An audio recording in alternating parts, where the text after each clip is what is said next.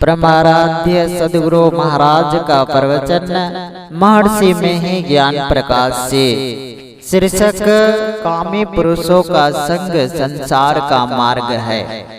बंदो गुरुपद कंज कृपा सिंधु नर रूप हरि महामोह तम पुंज जासु बचन रविकर निकर।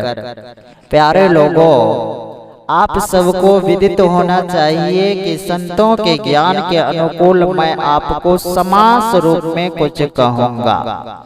कारण है सब लोगों को अपनी पूर्ण स्वतंत्रता विदित नहीं होती है।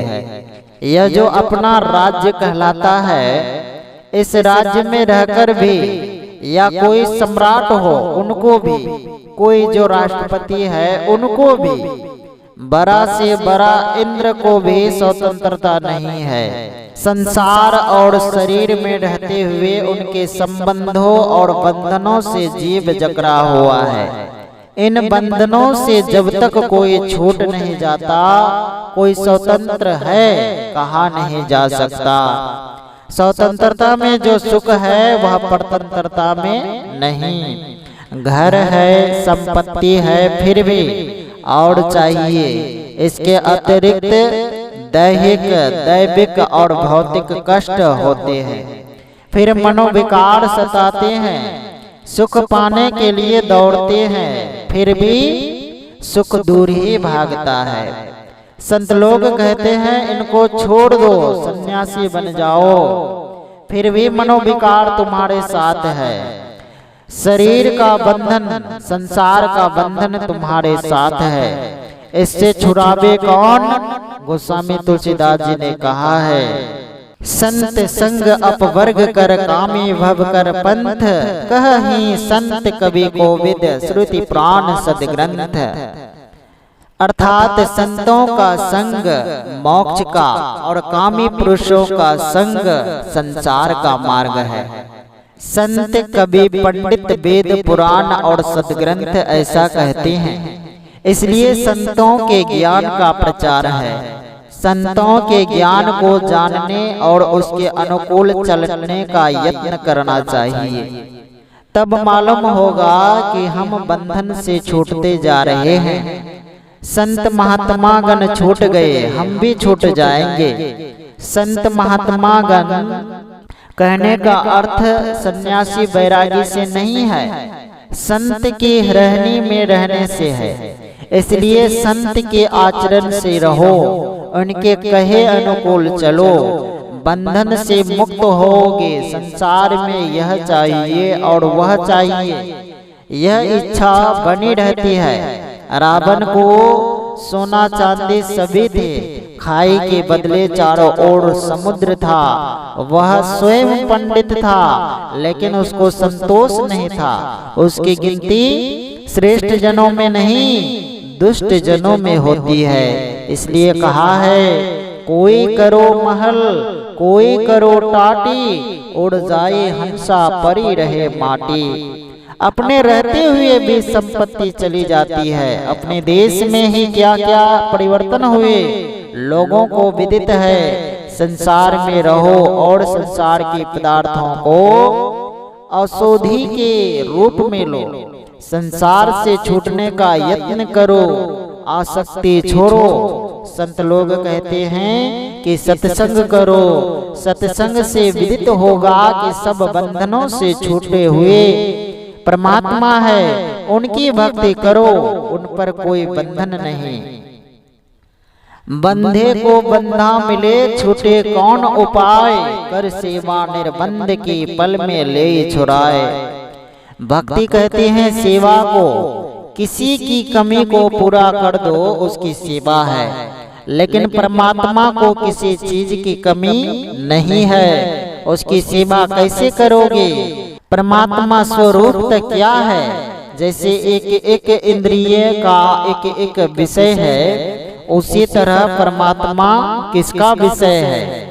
गोस्वामी जी महाराज कहते हैं, राम स्वरूप तुम्हारा वचन अगोचर बुद्धि पर, अविगत अखत अपार नीति नीति नित्य निगम कहा।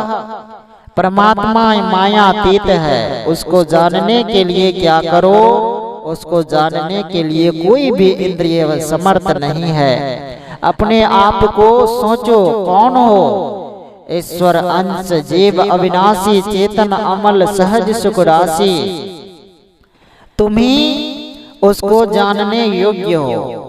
तुमसे जो जाना जाए वही ईश्वर है। तुम शरीर और संसार में फंस गए हो। शरीर और मन बुद्धि के ज्ञान से परे तुम हो। तुम अपने से जिसको ग्रहण करोगे वह ईश्वर है। इन बातों को लोग भूलकर भटकते फिरते हैं। सत्संग करो और जगो। गोस्वामी तुलसीदास जी ने कहा है, जागो जागो जीव जर जो है जग जामिनी। आज व कल कब यह शरीर छूटेगा ठिकाना नहीं। एक दिन ऐसा होएगा जंगल होगा वास। ऊपर ऊपर हर फिरे ढोर चरेंगे घास। पाव पलक की सुधि नहीं करे काल की साज।